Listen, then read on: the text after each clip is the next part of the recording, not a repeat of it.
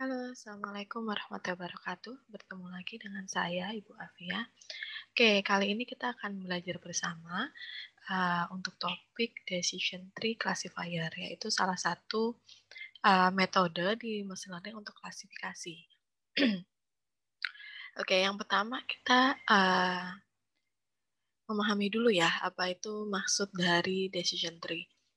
Jadi kalau misalnya direpresentasikan, memang ini salah satu contohnya seperti ini ya. Jadi kita punya node begitu, atau maksudnya kita punya kondisional gitu ya, atau kondisi yang apabila dia memenuhi suatu kondisi, dia akan memberikan keputusan gitu ya. Jadi misalnya di sini adalah contoh decision tree untuk menentukan apakah saya harus bermain atau bekerja gitu.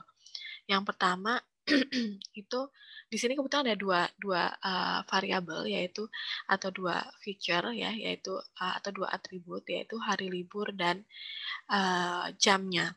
Yang pertama, kalau hari liburnya apakah hari ini adalah hari libur?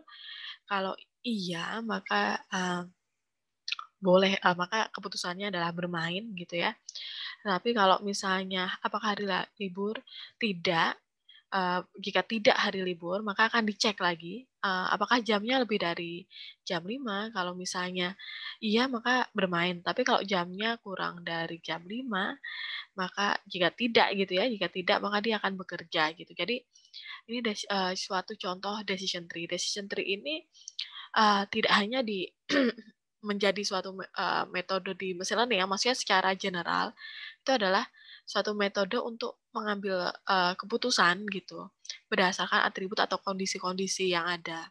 Nah, sekarang kita gitu ya, sebagai orang yang berkecimpung di computer science atau informatics, misalnya kita memiliki data gitu ya, uh, data atribut, data training yang lengkap dengan atribut dan juga kelasnya.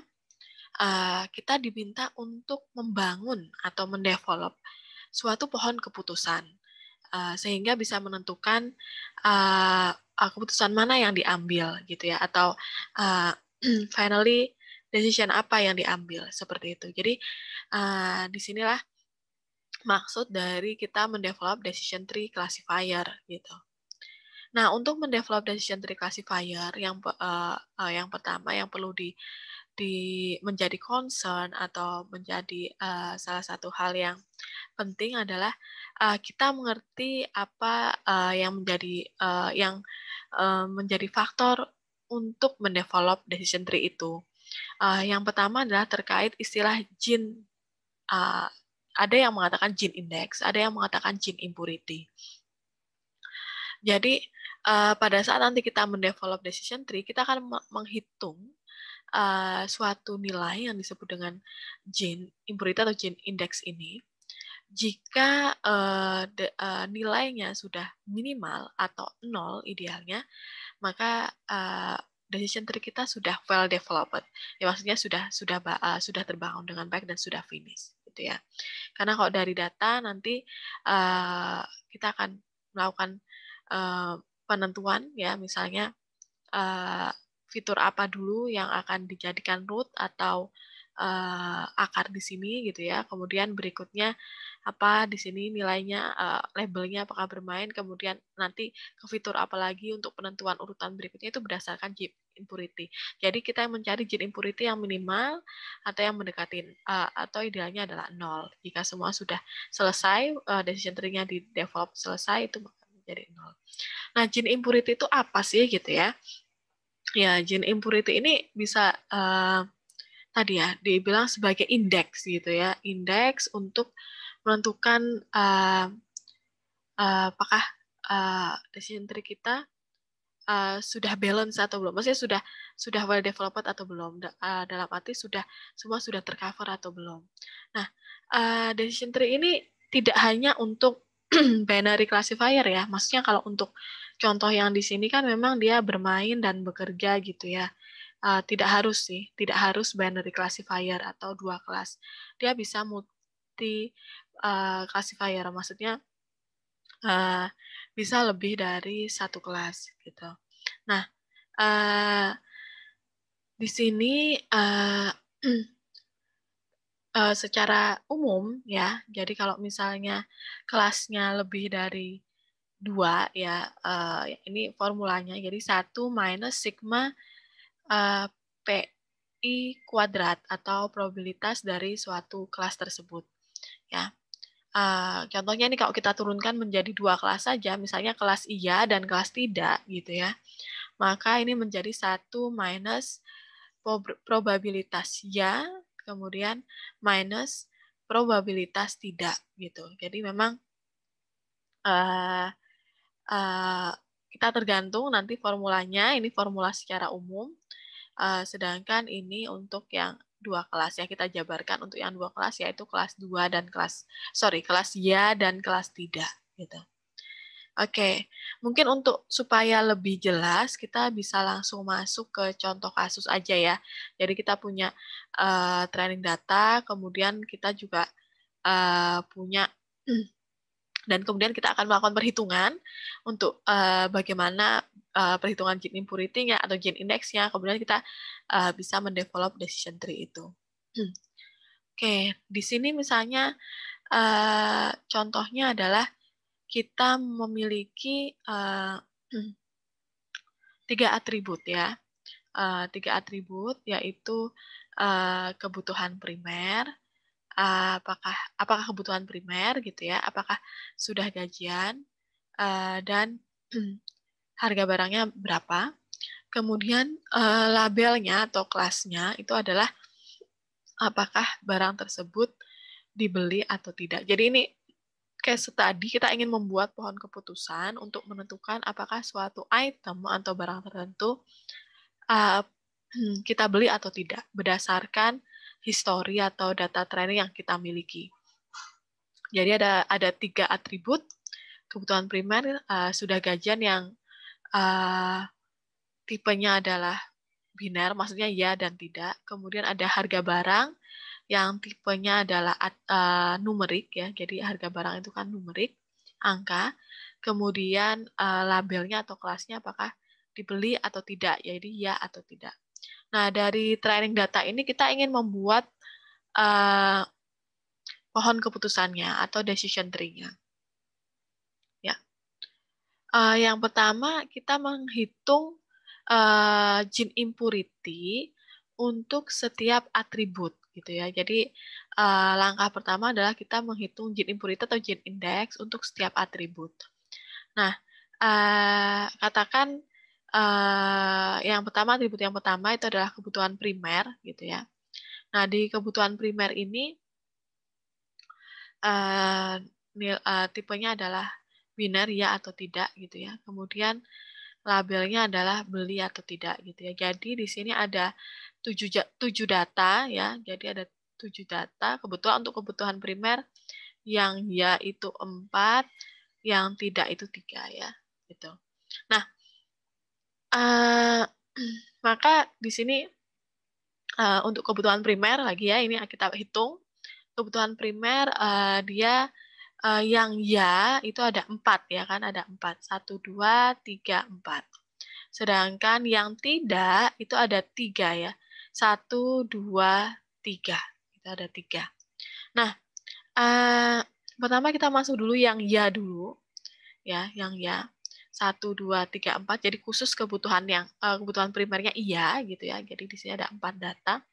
Ternyata label belinya yaitu label kelas beli ya atau kelas pertama dengan kebutuhan primernya iya gitu ya, itu ada 1 ya di sini. Tuh, ada 1. Ya kan? Yangnya 1. Tidaknya itu ada 3 ya. Jadi 1, 2, 3, kemudian ya-nya 1. Jadi belinya 1, tidak belinya 3. Kemudian untuk kebutuhan primer, jika dia tidak ya, bukan kebutuhan primer, maka ini ada 3 record ya, 1, 2, 3. Iya-nya adalah 2, ya, Y-nya adalah 2, kemudian tidaknya 1. Nah, di sini kita hitung gene impurity untuk setiap node-nya di sini ya, atau leaf-nya ya.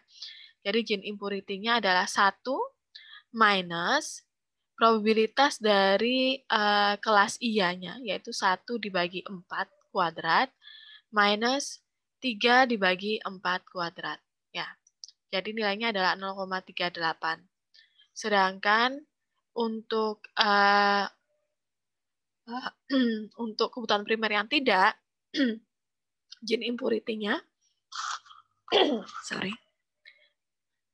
Gene impurity-nya adalah gene impurity-nya adalah 1 begitu ya, minus 2/3 kuadrat minus 1/3 kuadrat. Maka kita mendapatkan nilai 0,38 dan 0,44. Sehingga total gene impurity-nya kita menggunakan weighted gene impurity karena yang ya itu adalah 4/7 ya, 4 dibagi 7 untuk totalnya dikali 0,38. Kemudian ini adalah 3/7 dikali 0,44. Maka kita dapatkan gene impurity untuk atribut kebutuhan primer itu adalah 0,4 gitu. Ya, jadi bisa dipahami ya untuk perhitungannya. Nah, hal yang sama juga dilakukan untuk atribut yang kedua, yaitu sudah gajian. Jadi, di sini sudah gajian, yaitu ya-nya ada 4 kebetulan juga sama, tidaknya ada 3 gitu ya.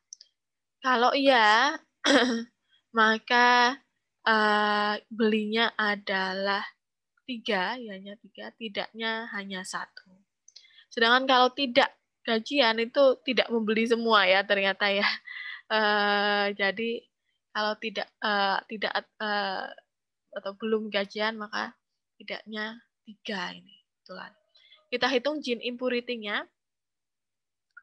Jadi 1 minus 3/4 kuadrat minus 1/4 kuadrat jadi 0,38.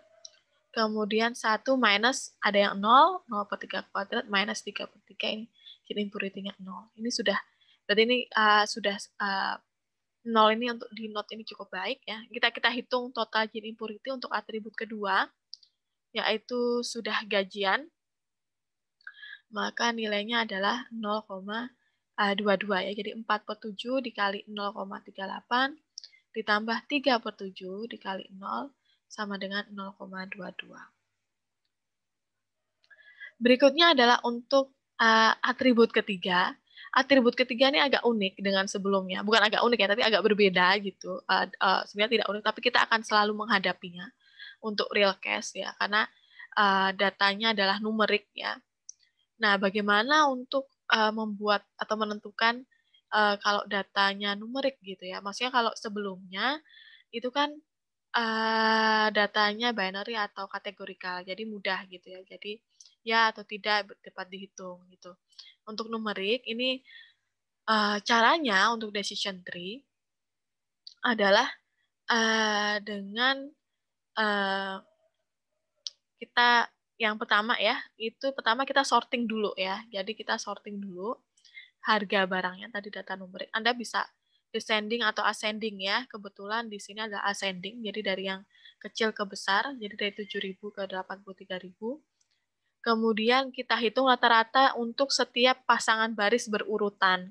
Jadi ini 7.000, ini 9.500, 15.000, 26.500, 30, dan seterusnya. Nah, nilai-nilai ini, rata-rata ini kita jadikan kondisional. Jadi yang pertama, harga barang kurang dari 9.500 gitu ya. Nanti Anda, berarti kita di sini punya, karena di sini ada 7, berarti ada 6 kondisional yang harus dihitung gene impurity-nya gitu. Nah, yang pertama contohnya kita hitung dulu ya.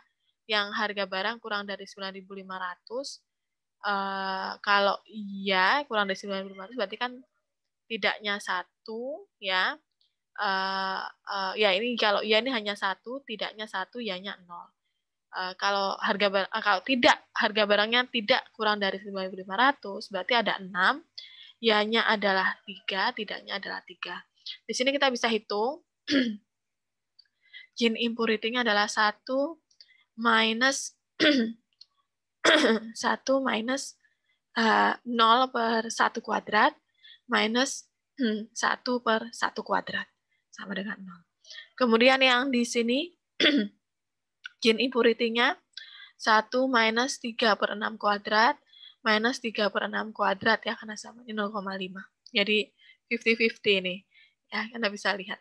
Nah, di sini maka total gene impurity untuk kondisi harga barang kurang dari 9.500 yaitu 1 per 7 dikali 0 ditambah 6 per 7 kali 0,5 maka didapatkan 0,43.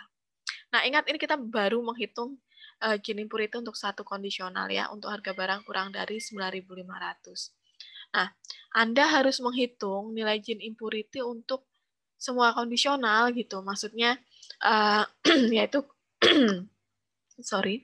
yaitu kurang dari 9.500, kemudian kurang dari 15.000, kurang dari 26.500 sampai kurang dari 66.500. Kita hitung total gene impurity untuk setiap kondisionalnya. Nah, lagi-lagi kita pilih kemudian kita pilih yang paling kecil, kira-kira mana yang mau diambil. Karena ini ada 6 option kan untuk atribut harga barang yang numerik ini. Kita ambil yang paling kecil, misalkan saya ambil yang kurang dari 15.000 ya, karena ini kebetulan ada yang sama dengan gene impurity 0,34. Oke, lanjut. Maka kalau dari perhitungan sebelumnya, dari 3 atribut itu, jadi atribut pertama itu kebutuhan primer, gene impurity-nya adalah 0,44. Atribut kedua sudah gajian, yaitu 0,22. Atribut ketiga harga barang kurang dari 15.000 itu 0,34. Sekali lagi pemilihan root-nya kita pilih yang paling kecil gene impurity-nya, maka kandidatnya itu adalah sudah gajian. Karena sudah gajian di sini gene impurity-nya adalah yang paling kecil yaitu 0,22. Nah, setelah itu kita kembali lagi kalau sudah gajian itu ada ya dan tidak ya.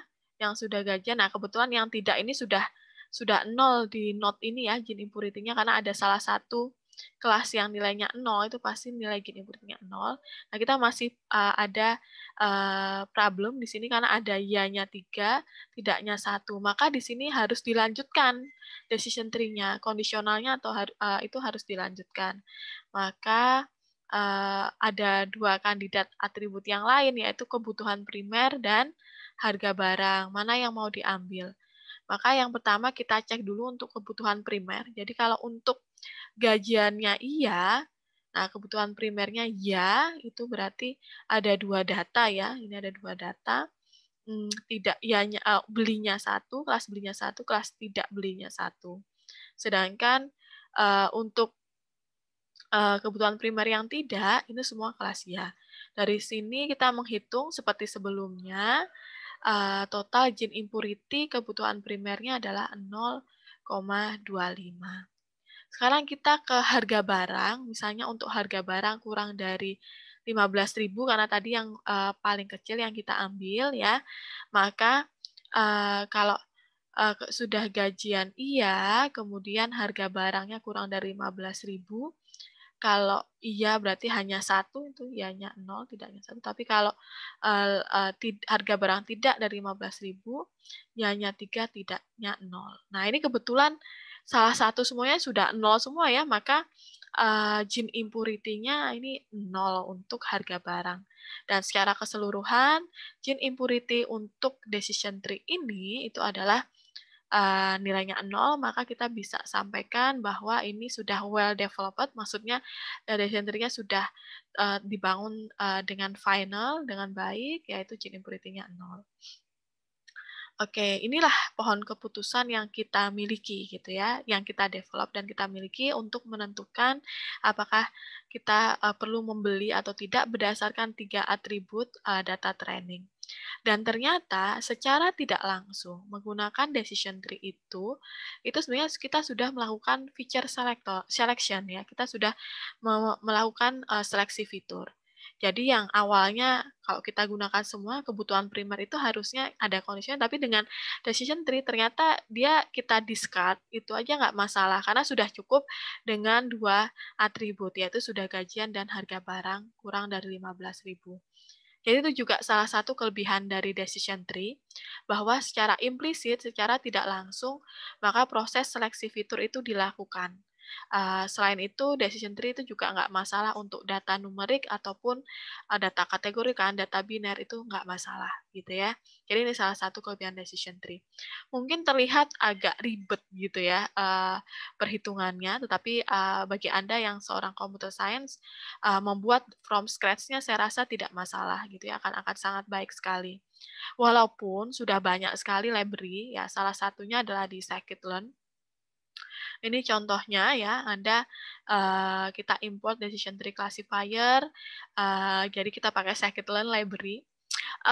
Saya menyarankan mahasiswa saya untuk metode yang sederhana, dia develop from scratch ya, agar juga membangun skill programming-nya. Tapi untuk yang, apa namanya, metode-metode yang sudah kompleks ya, kita nggak apa-apa pakai library.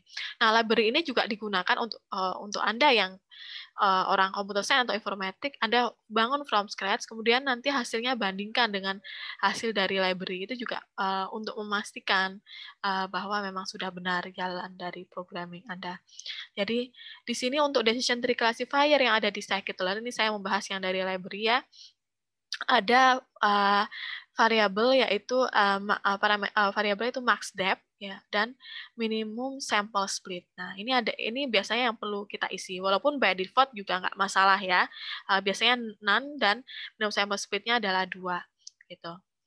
Kemudian kita training dan kemudian kita predik, kemudian kita dapatkan akurasi metric score accuracy score-nya. Nah, sebenarnya apa gitu ya. Jadi kalau max depth itu adalah maksimum kedalaman tree yang dibentuk ya. Kalau none maka ini terus ya akan dicari hingga gene impurity-nya 0 gitu. Jadi ya sampai final. Tapi mungkin kita ingin memengkat gitu ya. Maksimal berapa karena kalau terlalu banyak ini biasanya untuk fitur yang jumlahnya banyak gitu ya. Itu akan mungkin khawatirnya terlalu banyak. Kemudian minimum sample split adalah minimum sampel yang diperlukan agar node dapat di-split. Maksudnya kalau misalnya nilai default-nya 2, jadi minimum sample split itu supaya seperti tadi ya, di sini ada berapa datanya. Nah, ini minimum sampelnya ini kebetulan 1 ya. Jadi kalau udah 1 udah oke ya. Jadi kalau di sini kebetulan kalau untuk data yang besar ya, karena tadi kan ini datanya hanya kecil yaitu 7. Saya untuk data yang nanti mengolah ini nilai default-nya 2, jadi minimum sampel untuk agar node dapat di-split itu adalah 2 ya. Jadi begitu kurang lebih. Oke, kita udah belajar terkait decision tree, jadi mudah-mudahan Anda bisa memahami decision tree, pro cons-nya dan cara bekerjanya, dan juga ya harapannya kalau misalnya Anda dari computer science atau informatics coba buat from scratch itu akan lebih juga memperbaiki, meningkatkan ya dari programming skill Anda. Tapi untuk konfirmasi Anda bisa menggunakan library gitu ya. Oke, saya rasa cukup sampai di sini. Uh, kita bertemu lagi di video yang lain ya. Sampai jumpa. Assalamualaikum warahmatullahi wabarakatuh.